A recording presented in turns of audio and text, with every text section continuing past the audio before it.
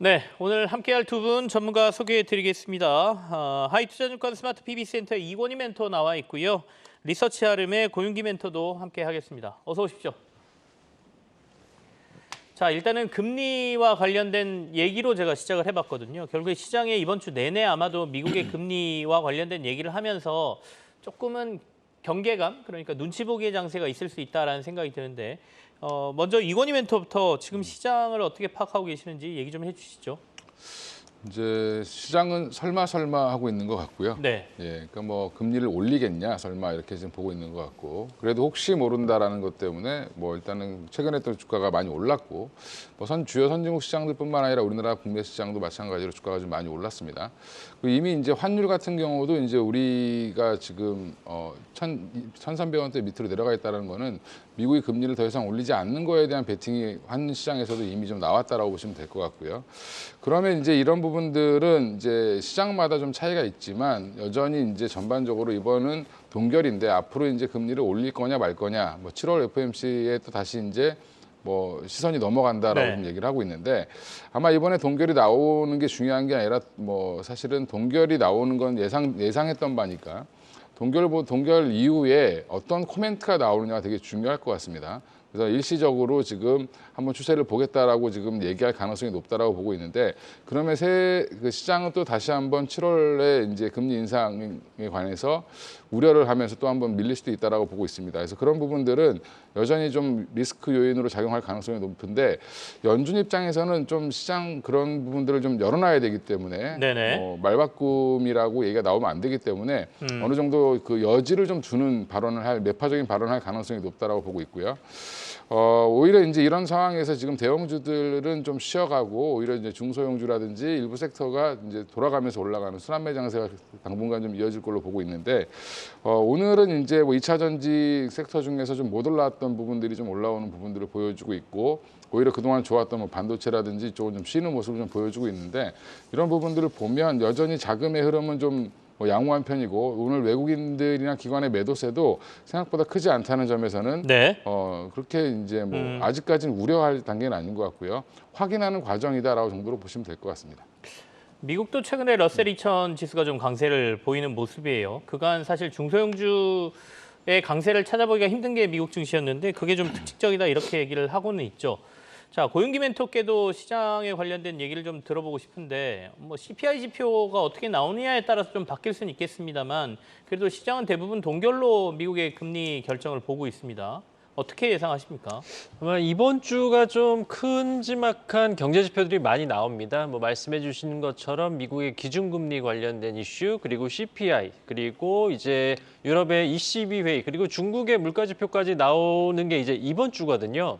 그리고 이제 CNN에서 발표하는 이제 피어 앤 그리드 지표를 놓고 본다면 좀 극단적인 탐욕 구간에 지금 진입이 되는 상황이기 때문에 투자 심리 자체적으로도 약간은 조금 과열권인 그런 상황이라고 볼 수 있을 것 같습니다. 아무래도 단기간에 뭐 테슬라를 비롯해서 일부 빅테크 종목군들의 강세를 띄었다라는 점, 그리고 미국 시장에서도 일부 종목군들만 강한다는 점은 전반적인 글로벌 시장에서 약간은 조금 취약하다라는 것을 좀 볼 수가 있는 부분이기 때문에, 이러한 빅 이벤트를 앞두고 나서는 조금은 관망하는 그런 장세가 조금 더 이어질 가능성이 높습니다.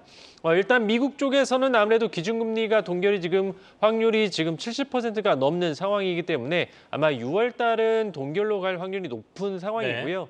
아무래도 동결을 하게 된다면 그래도 길고 긴 과거에는 우리가 뭐 자이언트 스텝, 뭐 빅 스텝 이런 멘트들을 많이 들었었는데, 그런 게 아니라 이제 동결이라고 말한 것처럼 기준금리 인상과 관련된 그런 스탠스가 조금은 변화될 여지가 높다라는 그런 측면에서는 좀 긍정적으로 볼 수 있을 것 같습니다.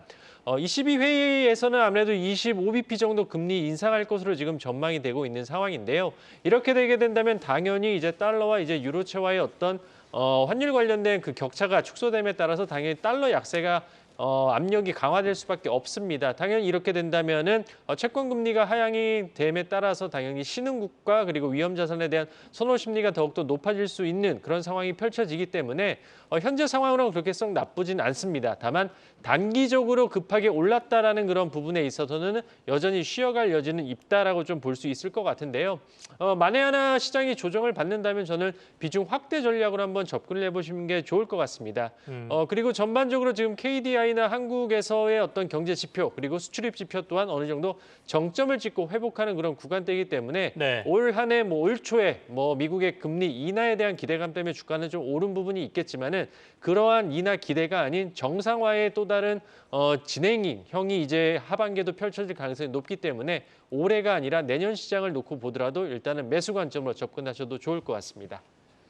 조정이 좀 온다면 매수 관점으로 보자. 그러니까 매수 관점으로 시장을 보는 게 맞는 것 같다라고 말씀 주셨습니다. 자, 미국이 이제 금리 인상을 이번에 중단한다 하더라도 앞서 이제 스킵이다라는 말씀을 드렸고 사실은 FOMC나 연준에서도 그 얘기하고 있죠. 부채 한도 협상 타결되고 난 이후에 정부의 연준에서 지출하는 자금이라든지 시중의 자금을 지금 좀 끌어들이고 있기 때문에 정부가 이게 금리 인상의 효과를 내고 있다라고 얘기하는 거예요. 그러니까 금리 인상은 해야 되는데 사실상 다른 데서 이런 효과가 내고 있으니까 이번은 뛰어넘겠다 또 이렇게 얘기를 하고 있으니까 진짜 시장이 어떻게 돌아가는지는 조금 저희가 더 눈여겨봐야 된다라는 말씀 드리죠.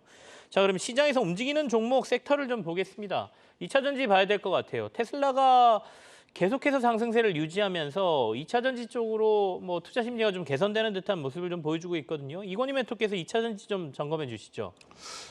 최근에 2차 전지가 지난주부터 해서 다시 좀 이제 좋은 흐름을 이어가고 있는 상황이고요. 그 배경에는 어떻게 보면은 대장인 이제 테슬라의 부활이라고 보시면 되는데 테슬라가 사실은 그동안 판매 부진이라든지 오늘 기사를 보면 국내에서는 되게 안 팔린다라고 얘기가 좀 나왔는데 사실 이제 중국 시장에서 너무 잘 팔리기 때문에 미중 간의 갈등이 심하다고 하는데 중국에서는 테슬라와 애플이 되게 잘 팔린다라는 게 약간 아이러니하지만 네. 이런 부분들 때문에 테슬라는 오히려 좀 탄력을 받고 있고요.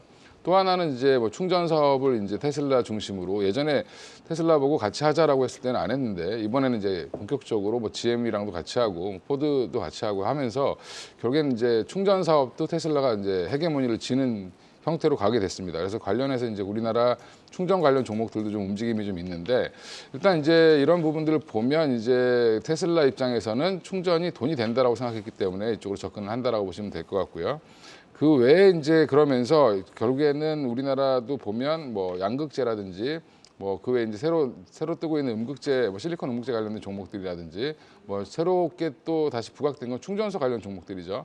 이런 종목들이 올라오면서 2차 전지 분위기가 좀 전반적으로 좋은 흐름을 이어가고 있고 또 그동안 좀 많이 쉬었던 폐배터리 관련 종목들 네. 그 외에 이제 2차 전지 장비주들도 오늘 생각보다 좋은 흐름을 좀 이어가고 있습니다.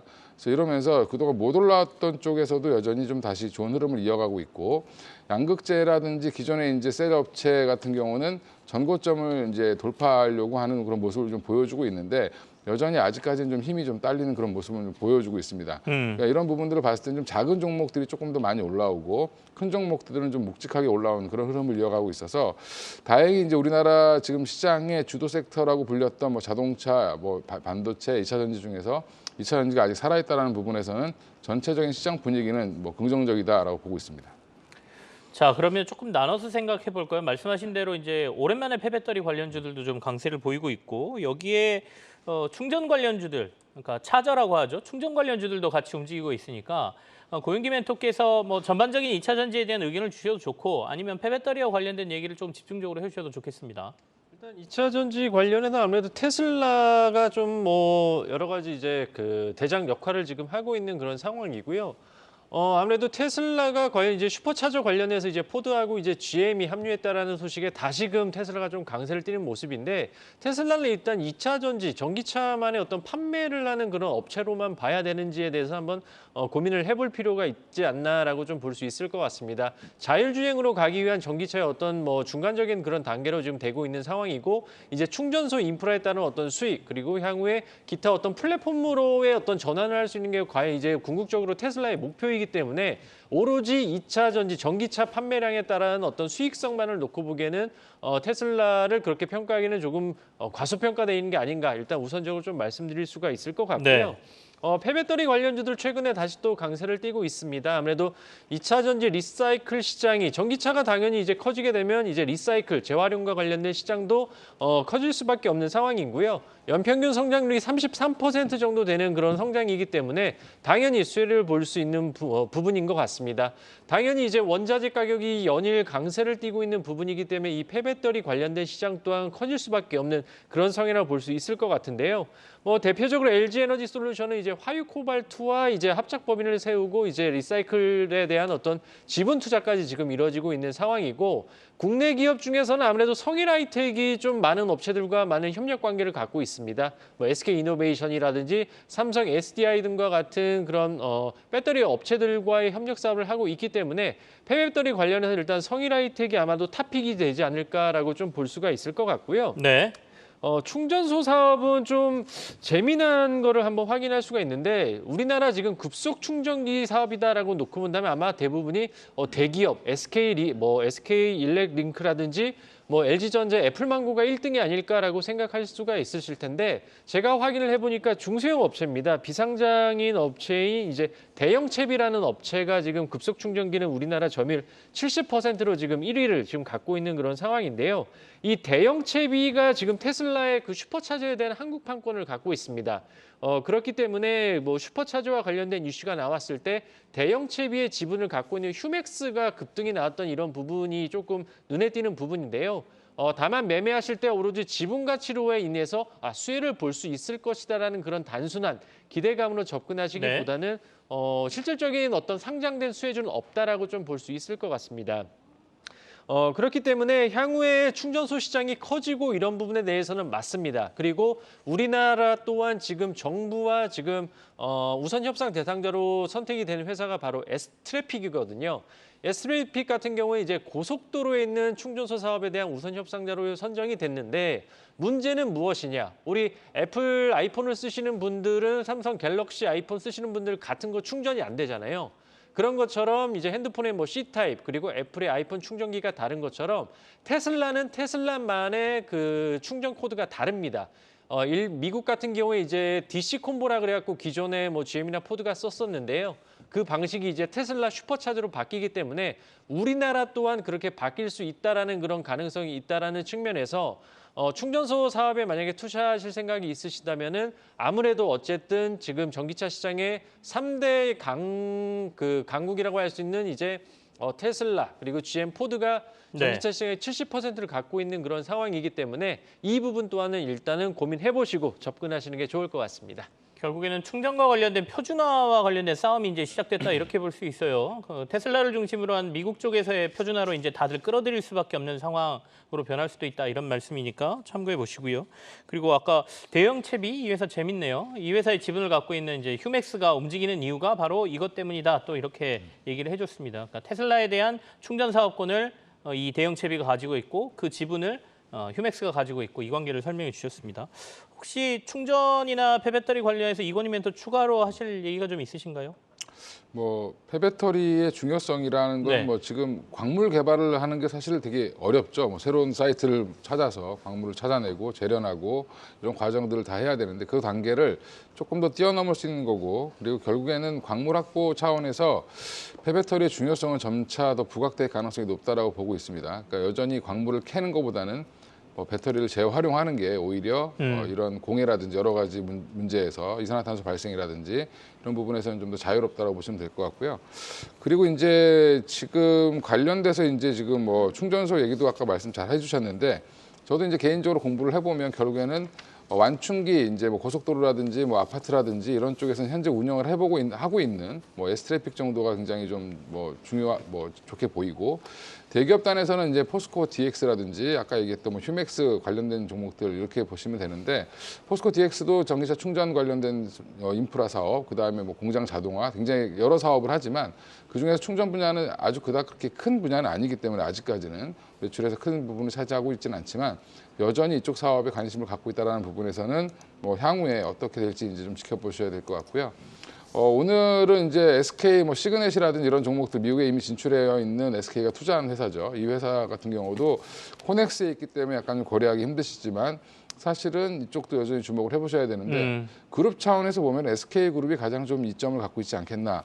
뭐 오늘 관련 법안을 보면 사실은 이 국내에서도 지금 네네. 주유소에서 바로 이제 충전할 수 있게 이제 사업 허가가 이제 소방청에서 가능하다라고 이제 일권 해석이 나왔죠. 그러면 결국에는 어떤 사이트를 갖고 있냐가 되게 중요할 것 같습니다. 이제 뭐 국내에 지금 서울 시내에 만약에 뭐 충전소를 만든다라고 하면 뭐 고속도로 휴게소라든지 지방 같은 경우는 좀 편할 수 있지만 도심 지역 같은 경우는 사실은 충전소를 만들기 위해서 부지를 확보한다는 게 굉장히 어렵습니다. 그럼 결국에는 다른 부지보다는 뭐 주유소 위에다가 같이 만드는 게 겸용으로 만드는 게 오히려 가장 빠르지 않겠나. 그러면 이제 이런 부분들이 법적으로 해결됐다는 부분은 사실상 이제 앞으로 이쪽으로 충전소들이 많이 생길 수 있다. 그럼 이 사이트를 갖고 있는 회사가 더 유리하지 않겠나 생각하고 있습니다. 알겠습니다. 또 다른 측면도 말씀해 주셨네요. 도심 주요 지역에다가 충전소를 설치할 수 있는 이미 주유소 부지를 많이 갖고 있는 회사가 향후에 좀 더 입지적으로 조금 더 유리하지 않을까라는 얘기도 해주셨습니다. 좋은 지적인 것 같아요. 자, 그러면 전기차 그리고 전기차 충전 폐배터리 이슈는 여기서 마무리를 하고요. 오늘 시장에서 또 조금 주목받는 게 방산 쪽이에요. 주가가 아주 뜨겁게 오르지는 않고 있지만 방산주들 관련해서 계속해서 뭐 수주라든지 실적이라든지 이런 얘기들이 언론을 통해서 전해지고 있거든요. 방산 얘기 오랜만에 좀 해볼까요? 고용기 멘토부터 하시죠. 일단 방위산업 같은 경우 작년 안에 뭐 뜨겁게 달궜던 이슈 중에 하나인데요. 저는 ING라고 생각을 하고 있습니다. 어찌됐든 간에 우크라이나 전쟁 관련돼서 아직까지 지금 종전되어있지 않은 그런 상황이고 언제 어떻게 국지적인 어떤 도발이 발생할 수 있는 그런 여건이 지금 갖춰져 있는 상황이기 때문에 전 세계적으로 지금 군비가 증강하고 있는 그런 상황이라고 볼 수 있을 것 같습니다. 우리나라 또한 뭐 드론이라든지 이쪽으로 국방 예산이 지금 지속적으로 확대됨에 따라서 지금 전 세계적으로도 국방 예산을 또 늘려가고 있는 그런 상황인데요. 이런 상황에서 일단 우리나라 같은 경우에는 아마 이제 폴란드를 비롯해서 일부 유럽권으로의 진출이 지금 본격화되고 있는 그런 상황입니다. 뭐 대표적으로 이제 현대 로템 같은 경우도 폴란드에서 이제 자금을 받게 되면서 이제 궁극적으로 더욱더 나아갈 수 있는 그런 여건이 될 수 있는데요. 네. 물론 뭐 어떤 기술력이나 이런 걸 놓고 본다면은 다른 나라보다 조금은 뭐 어느 정도 이제 어깨를 견줄 만한 그런 수준이고 가격 경쟁력이 어떻게 보면 더욱더 올라갈 수 있다라는 점.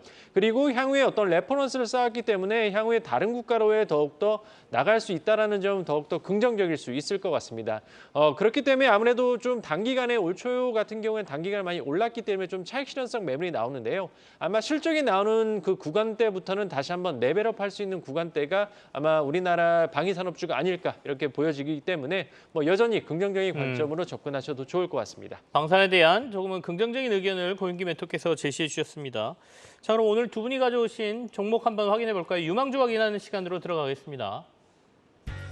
자, 이건희 멘토께서는 아까 폐배터리 말을 아끼신 이유가 있군요. 성일하이텍 오늘 유망주로 꼽아 오셨고요.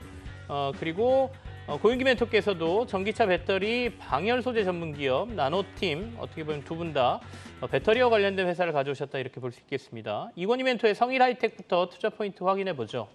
예, 아까 말을 좀 아꼈던 이유가 이 종목을 얘기하려고 그랬던 건데 네. 예, 마침 뭐 종목을 고르고 나니까 질문이 이렇게 와서 일단 성일하이텍을 보면 뭐 그동안 갖고 계신 분들은 굉장히 짜증이 나고 지루하셨을 텐데 유럽시 RMA 법안 때문에 사실 이슈가 되면서 부각이 많이 됐고요. 3월 달에 고점을 찍고 계속 지금 쉬고 있는 과정에서 기간 조정, 가격 조정 잘 나온 상태에서 오늘 좀 의미 있는 양봉이 나와서 다시 한번 말씀을 드리겠는데 일단 재활용 가능한 2차 전지 부품 소재 이런 것들을 그런 소재들이 2030년까지 한 10배 이상 증가할 전망입니다. 한국투자증권에서 얼마 전에 보면 폐배터리 물량이 용량 기준으로 2022년에 이제 35기가와트시에서 2030년에는 336기가와트시까지 늘어날 걸로 지금 보고 있어서 10배 가까이 늘어난다 이런 얘기 아마 되게 많이 들으셨을 텐데 실제로 이제 전기차가 뭐 나오기 시작한지 따져보면 이제 한 내년 정도가 한 7년 차 접어드는 차들이 좀 많아지기 시작합니다. 실제로 이제 보통 수명이 한 7년이라 보면 될 것 같고요. 리사이클 기술을 보유한 기업들 중에 우리나라 회사들이 많은데 그 중에서도 이제 성일하이텍을 보면 배터리 전후 처리 이런 것들을 수직 계열화가 아주 잘 되어 있는 회사고 유일하게 이제 수직 계열화가 다 되어 있는 회사다라고 보시면 될 것 같고요. 전 세계에서 이제 이렇게 성일하이텍처럼 수직 계열화가 완벽하게 이루어진 회사가 한 대여섯 개 정도밖에 없습니다. 아까 하유 코발트 말씀하셨는데 하유 코발트도 그중 하나라고 보시면 되고요, 중국에. 그 외에도 이제 IS 동서가 자회사로 갖고 있는 ISTMC라는 회사도 이런 수직 계열화를 갖고 있고요. 네네. 뭐 유럽의 유미코어 같은 경우도 갖고 있는데 이런 부분들을 봤을 때는 여전히 이제 완벽하게 상장되어서 본업을 하고 있는 회사 중에는 성일하이텍이 유일하다라고 보시면 되고 2022년도에는 매출을 한 2,699억 정도를 올렸는데 현재 지금 한 11개 폐배터리 전후 처리 공장을 갖고 있습니다. 근데 그 2025년에는 총 한 19개까지 늘릴 예정이어서 앞으로 성일하이텍은 이제 여러 회사에서 러브콜을 보낼 가능성이 높다라고 생각을 하고 있고요. 여전히 지금 유럽에서도 포스코홀딩스의 이제 그 공장, 페베세르 공장을 네. 성일하이텍이 만들어서 유지까지 하고 있는 상황이고요. 대신 운영을 해주고 있는 상황이고 국내에서도 지금 공장을 계속 지속적으로 짓고 있는 상황이기 때문에 배터리를 확보하고 있는 사이트들도 많이 갖고 있습니다. 이런 부분에서는 성일하이텍 앞으로 좀 관심을 갖고 좀 보셔야 되는 종목이 아닌가 이렇게 생각하고 있습니다. 기간 조정, 가격 조정 거치고 오늘 의미 있는 상승이 좀 나왔다 이렇게 표현을 해주셨어요. 목표가 18만 5천 원에 손절가 14만 원 제시하셨으니까 전략에 참고하십시오. 자, 나노팀에 대한 투자 의견 고윤기 멘토에게 확인해 보죠. 뭐 아무래도 최근에 2차 전지 올 초만 하더라도 뭐 양극재 관련주들이 연일 강세를 뗐는데 양극재 관련주들이 조금 주춤한 사이에 뭐 음극재라든지 폐배터리라든지 기타 뭐 CNT 도전재라든지 이런 조금 부차적인 그런 쪽으로 좀 상승을 하고 있는데요. 나노팀 같은 경우에는 뭐 충전과 관련돼서 열 관리 업체라고 보시면 좋을 것 같습니다. 보시는 것처럼 일단은 3월 달에 신규 상장이 되었기 때문에 네. 신규 상장하게 되면 아무래도 일단 보호예수 관련된 이슈에서 자유롭지 못할 수밖에 없는데요. 일단 이 회사 같은 경우에는 이제 보호예수 물량이 1월 달 1개월 그리고 3개월, 6개월로 지금 구성이 되어 있습니다. 일단 3개월이 되는 시점이 이제 지난 6월 5일이었는데요. 대략 지분율로 따지면 한 8% 정도 되는 물량입니다. 이 오버행 관련된 이슈가 있었기 때문에 좀 주가는 지지부진한 그런 모습이 나타났는데요. 6월 5일부터 좀 물량이 해제됨에 따라서 소화가 되고 있는 것으로 좀 판단이 돼볼 수 있을 것 같습니다. 일단 나노팀 같은 경우에 현대차 EGMP의 방열 제품을 공급하는 그런 업체이고요. 지금 뭐 GM 또한 지금 납품을 하고 있고 BMW 또한 지금 잠재 공급사로 지금 기대가 되고 있는 상황입니다. 아무래도 이제 전기차에 어떤 급속 충전이 들어가게 된다면 이제 고성능에 대한 어떤 열 관리가 필요하기 때문에 대표적으로 수혜를 볼 수 있는 기업이다라고 좀 볼 수 있을 것 같습니다. 그리고 2차 전지, 전기차. 비단 전기차뿐만 아니라 2차 전지로 넘어가게 된다면 뭐 향후에 전기 선박이라든지 군용 차량이라든지 그리고 전기 잠수함 그리고 ESS 태양광과 같은 열이 발생할 수 있는 곳에는 모든 패드를 다 쓸 수 있는 부분이기 때문에 사업 영역을 한 단계 더 확장을 할 수 있는 그런 기업이다라 보시면 좋을 것 같습니다. 결론적으로 우려됐었던 오버행과 관련된 이슈가 서서히 소화되고 있고 다시 한번 본연의 가치를 평가를 받을 수 있는 기업이기 때문에 네. 현재 가격대에서도 뭐 충분히 부담이 없는 자리라고 좀 보여지고요. 목표가는 33,000원 그리고 손절가는 26,000원 제시드리도록 하겠습니다. 네, 나노팀에 대한 목표가 33,000원 그리고 손절가는 26,000원으로 제시받았습니다. 투자 전략에 참고하십시오. 오늘 두 분과는 여기서 마무리 짓죠. 이건희 멘토 그리고 고윤기 멘토와 함께했습니다. 감사합니다.